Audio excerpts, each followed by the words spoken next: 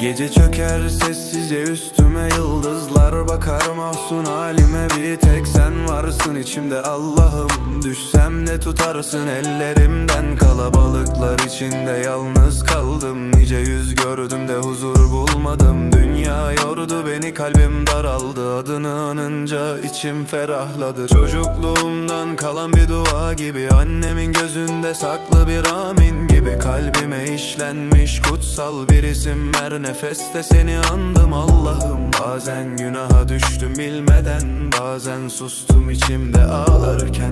Ama ne zaman secdeye varsam, rahmetin sardı beni yeniden.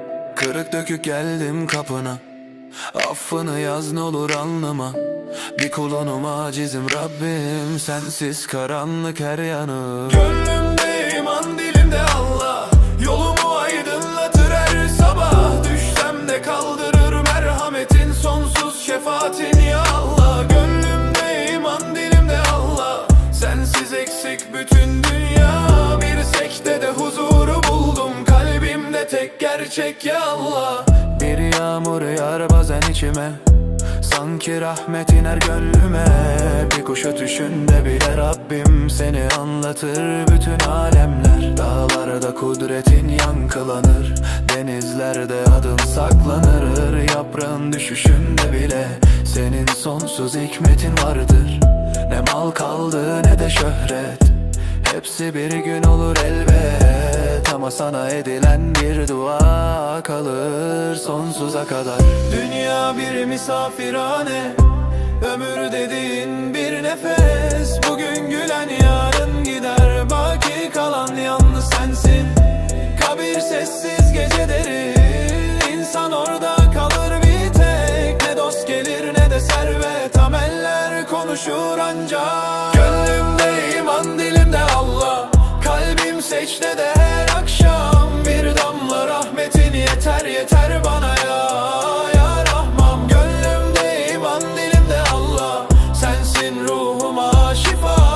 Adını andıkça dolar içime tarifsiz huzurla. Anne duası gibi sıcaksın, yetimin başında merhametsin. Aç kalan kuluna rızıksın, karanlık gecede nurumsun. Ne zaman gözüm dolsa benim, sessizce sana yönelirim. Kimse bilmez içimde olanı, bir tek sen duyarsın Rabbim. Beni bana bırakma Allah'ım, nefsime esir etme kalbimi. Son nefeste adın olsun dilimdeki son kelime. Bir gün gelir solar güller, bir gün diner tüm sevinçler. Ama sana açılan eller boş dönmez Allah'ım.